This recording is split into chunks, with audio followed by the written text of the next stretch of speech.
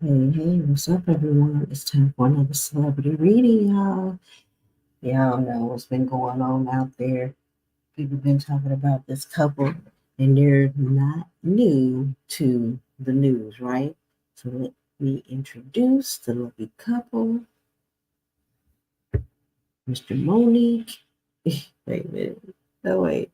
Monique and Mr. Sidney, aka Daddy, right? So we got a spicy Sagittarius and the King Libra on deck, right?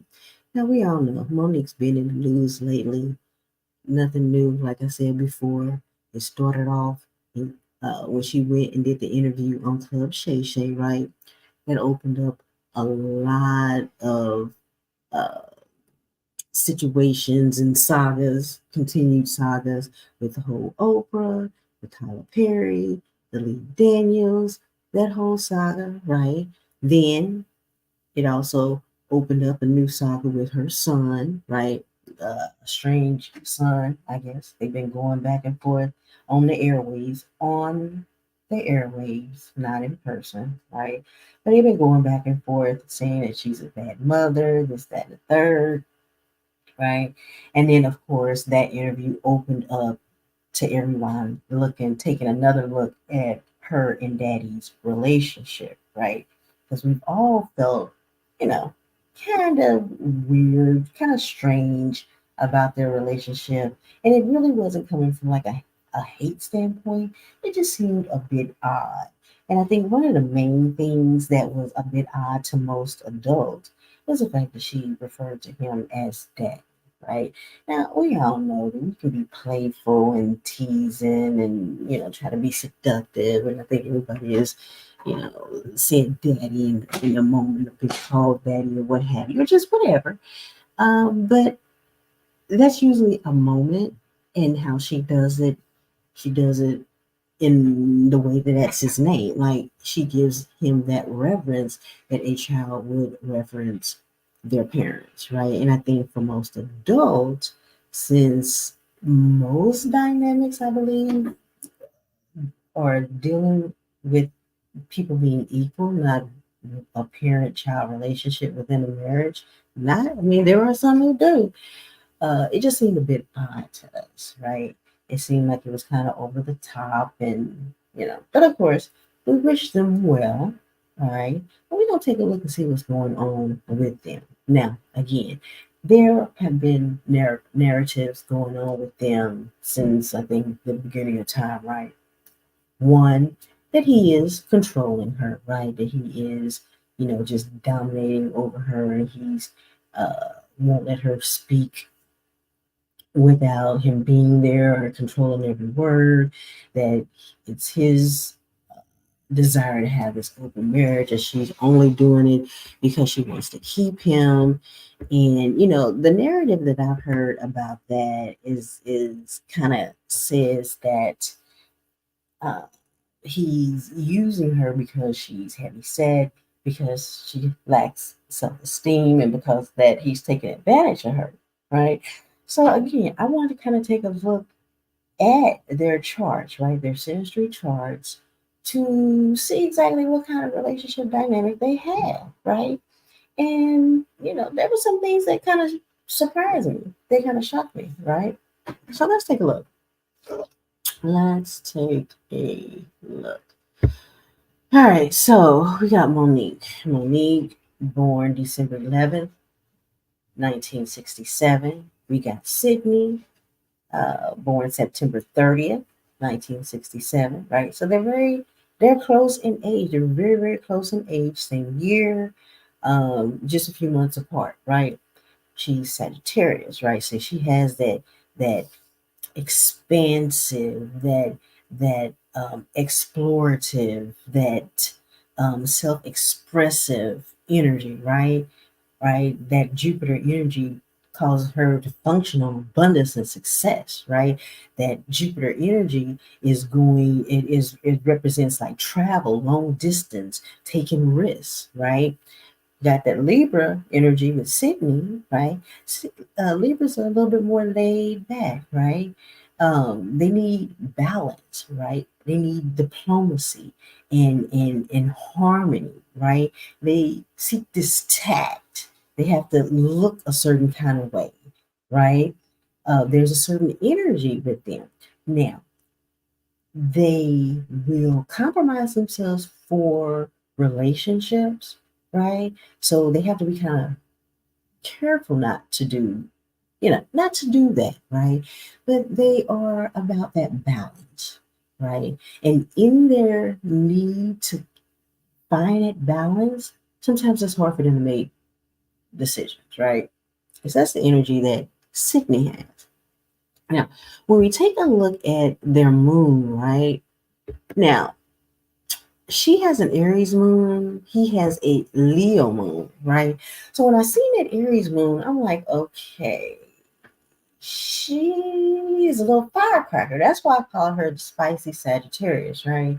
Because that Aries moon is giving her even more spice and a kick that just a Sagittarius alone may not have, right? Sagittarius, they're going to be very blunt. They're going to be very to the point. Um, the energy behind it could be deceitful, could be informative. It just kind of depends. But with this Aries moon, her emotions can be kind of spicy. They can have a little heat to them, right? His moon is Leo. So with that Leo moon, he's going to require a certain level of attention, certain level of recognition, certain level of uh you know he with that Leo moon, he wants to be acknowledged, right? Right? And this is what we see that she does. She acknowledges, she feeds into his Leo moon, right? Now, looking at their moons overall, right? At the time that she was born during a first quarter waxing moon, right? So the moon was getting bigger, right? So emotionally, she has this energy of change, action, seizing the day, expression, growth, keeping it moving, right? Just movement, just uh action, stimulating, activating stuff, right? He was born during a balsamic dark moon, a waning crescent, right? So his energy is going to be on preparation, keeping things, allowing things to be set, that transformation, that renewal, that uh, bringing about things, right?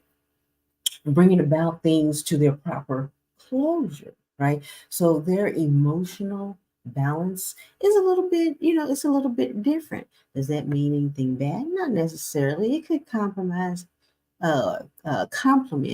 each other, right? But there's a certain level of energy there. Now, with couples readings, I always like to look at their Venus, right?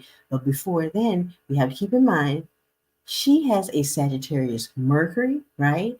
So she's able to communicate on a wide variety of things in a wide variety of manners. He has a Scorpio Mercury, right? And so he has the ability to bring about change within this relationship just by words, right? Just by the way he communicates with her.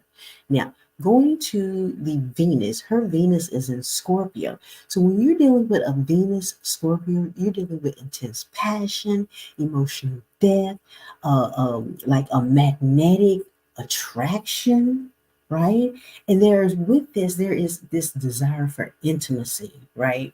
There's this deep, strong desire for intimacy, right? With this placement. Now, typically within this placement, there is loyalty. There's a certain level of loyalty and devotion. And you see that with her, she always has his back. She's always hyping him up. You know what I'm saying? She's always, I don't think I've ever heard her say anything bad about him, right? She's going to hold that dynamic together, right? And with this placement, also there is a level of emotional vulnerability that is placed within this union, right? Now, again, transformative love. You're not going to be able to be the same with this type of placement, right? That sexual magnetism, there's just a certain level of intensity, right? And Venus, again, Venus is love, Venus is attraction, Venus is the sensuality, which you find beautiful, right? So then we go over here to this Virgo male, right?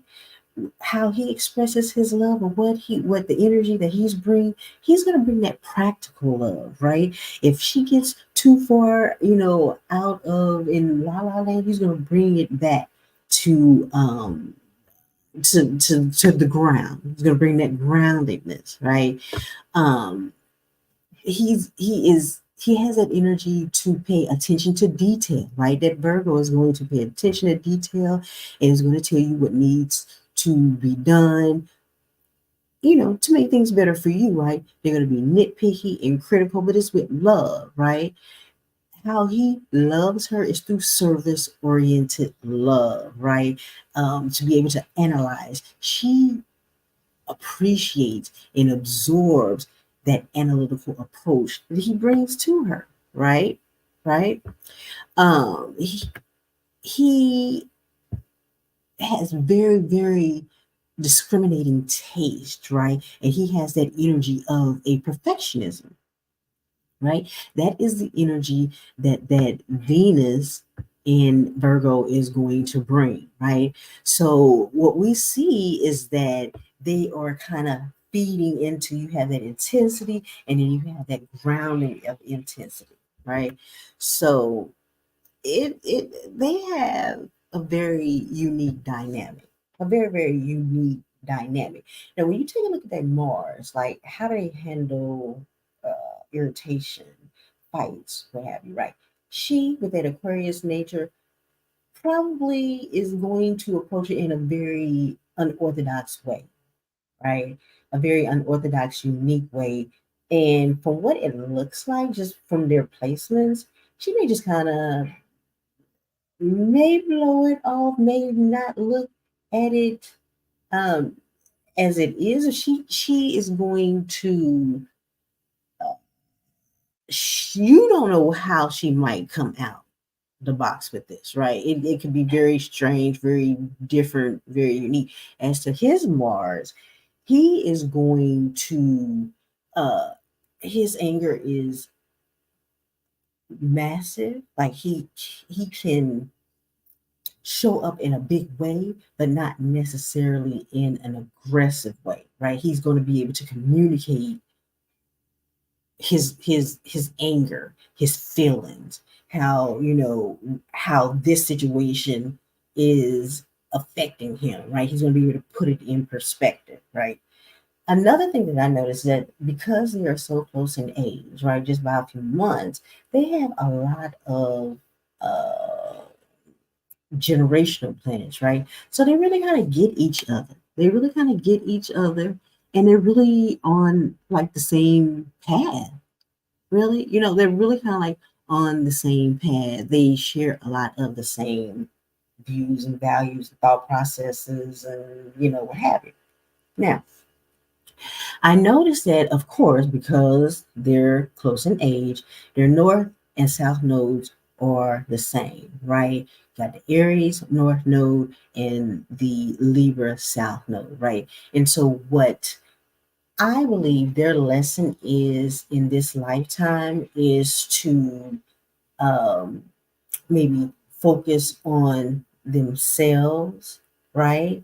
And not put in what they need to accomplish individually and not necessarily as a unit. I think there is an obsession, right, with that. And yeah, I think that is the lesson that they're to learn. Like to do things individually that you don't need.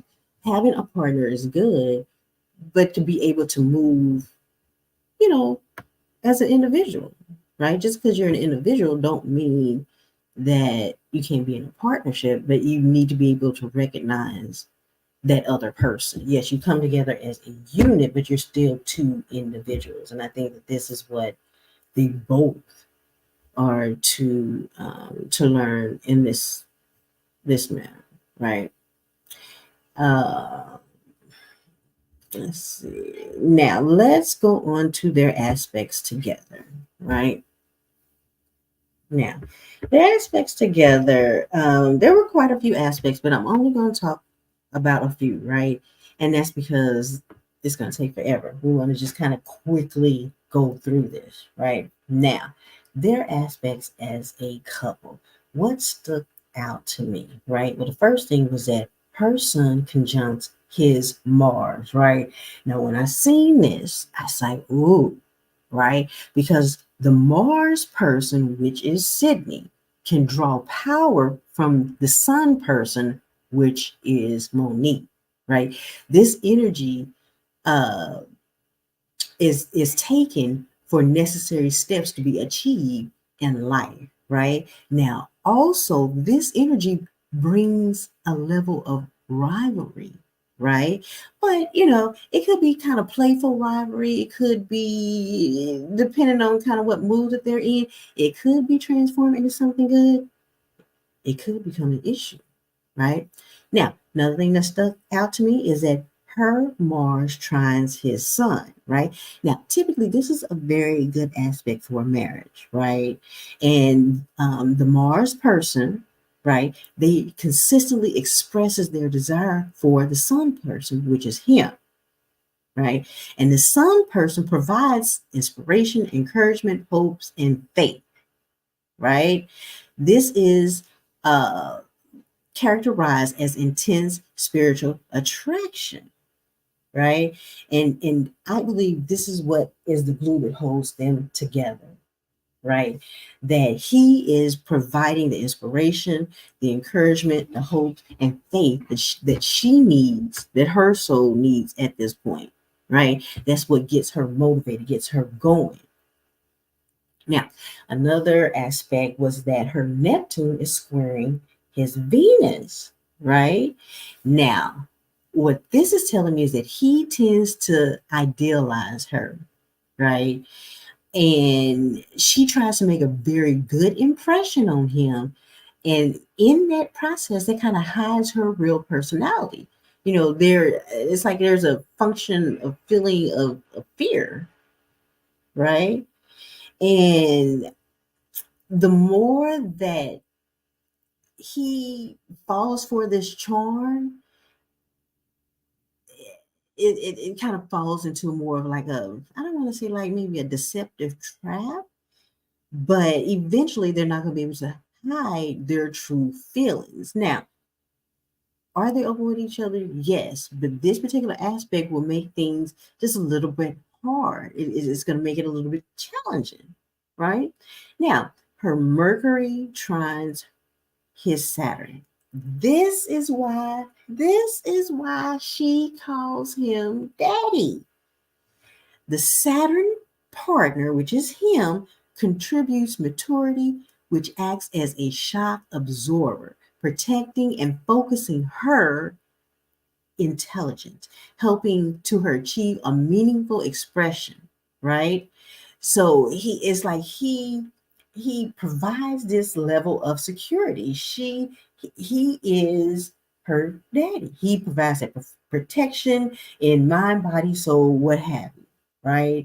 And this is why she feels so comfortable, you know, in that, and she has no problem expressing. She has no problem. And this also is a karmic, it's a karmic vibe, y'all. It's a karmic energy, right? Because what he is doing right now, he is contributing to her sense of purpose, right? He is filling her up in a way that, I don't know, maybe I ain't looked at the other ones, but like no other, right? So, and I believe that this is karmic on both sides, right? Because he's that Saturn. It's karmic on both sides, y'all. It's a very, very, very interesting chart. Now, the last thing that I thought was interesting, which I kind of talked about this a little bit earlier, is that their Saturns conjunct each other, right? And again, that brings about a commonality, right? They have similar opinions, politics. I mean, they have that same energy vibe, right?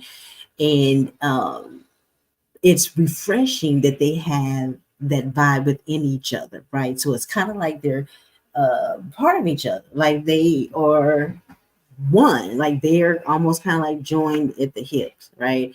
And that's what that particular energy brings in and of itself. I thought that was very, very interesting. Now, I want to look at their score, right? I do this thing, kind of add up their scores or what have you. Now, let's take a look at this.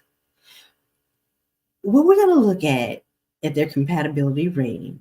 Okay, we're going to look at four main aspect points, right? We're going to look at the loving, right? Loving aspect. So this is tender and loving aspects within their chart, right? So when you place their charts on top of each other, we're going to count how many loving aspect parts. We're going to look at how many key aspects that are in place. These are crucial aspects within your life and within that the life of the relationship. We're going to take a look at the passion, right? And this is typically at the beginning, there is explosive passion that usually gets the relationship going, right? And then we're going to look at emotional pain, how many aspects that the couple has that brings a level of emotional suffering and struggling of some sort. Then after that, we're going to look at some compatibilities, right? We're going to look at easy, right? So these aspects bring harmony and compatibility. We're going to look at conflict, right? And again, self-explanatory. It brings incompatibility or conflict. It's going to be hard to kind of deal with this energy, right? Then you have the combo, right? It's a combination of good and bad, right? It can go either way based on the individual people. And then last, we have the exact aspects, and these are exact aspects within that chart. And those aspects, since they are exact, they're going to have a more influential, energetic feel for this couple, right? Right. So let's take a look and see what their scores are overall, right? But before we do that, let's break for this commercial promo. Introducing an innovative online matchmaking and dating show that uses the science of astrology to bring together compatible couples. Astrology has been used since the beginning of time for love connections. So let's start your journey today. Simply register, fill out the questionnaire, and your profile will be analyzed for compatibility in love and relationships. The top compatible contestants are selected to join the show, and through a series of challenges and transparent conversations in real time to discover if the stars are aligned for a lasting romance. So go to www.tajeastrology.com to register today. The Astrology Dating Show, where ancient science meets modern dating.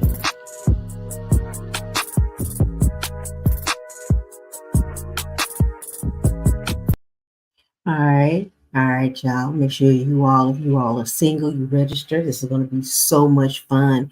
I'm getting my profiles in, getting them set up. I'm ready to match make some people. So, holler if you hear me.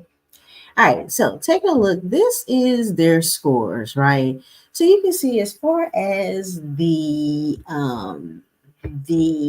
loving aspects, they didn't really have any loving aspects or key aspects that's crucial for the relationship, but they did have a one passion aspect and one emotional pain aspect, right? Something, and that is something that could, make or break the relationship. Now, they do have a kind of an equal amount of easy compatibility aspects as far as conflicts, right? And then they have what, six that can go either way. So it's really going to determine their own individual placements, how they're hitting each other, and their own choices and desires that they make, right?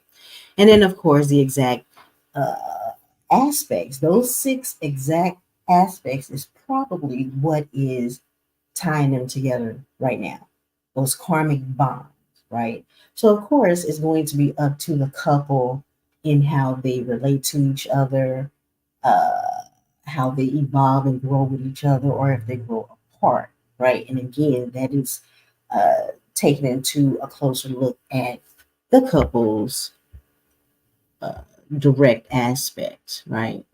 Looking at it in more detailed look. So, in summary, I thought that their chart was very, very interesting, right? I really did. Like I said, I feel that based on their aspects, based on their planetary alignments, that they do have like an agreed upon understanding with each other, right? Um, they do, those generational planets allow them to get each other because they have a lot of common with that energy, right? Now they may be putting on a front in front of everyone. And I don't want to say a front, right? But they may be presenting this picture to us, right? But be aware that they see each other for their weaknesses, right? And things that irritate. They're a regular couple. They get on each other's nerves. They argue, they fight. That Virgo is not going to want to fight in public. They're going to want to fight. They're going to take it behind the scenes, right? They want to look good in front of each other, right? And they handle it behind the scenes. They're going to present that united front, right?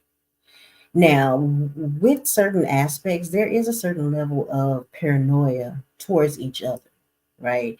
So even in the midst of this good energy, the karmic ties that they have, the level of friendship that they have, there's like a lingering energy that there's a fear that they both can't really express themselves as they should be able to, right?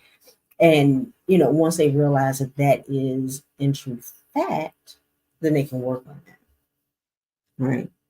But again, they have agreed upon this fantasy dynamic. It works for them. If they love it or they like it, I love it, what have you. But with that Neptune squaring Jupiter, that fantasy dynamic, can end fairly quick. It can come once that Neptune starts Neptuning, a lot of sudden changes can occur and they may start looking at each other a little bit differently, right? But overall, yeah, overall, I don't see anything like, I wouldn't call them couple goals, but I definitely wouldn't call them a red flag either. They'd be like right in the middle, right in the middle. What most couples are going to have to do. I think it's going to be a little bit more challenging for them because they are out in the public and they do have egos. They do have egos, right? But we are in the age of Aquarius and we can best believe that more things are going to be exposed. This is just the beginning, y'all. This is just the beginning. All right. All right. Well, if you like this reading, thumbs up, share, comment below. You want a couple you would like me to do a reading on, just comment below and I'll do it. I'll talk to y'all later. Salute y'all. Peace.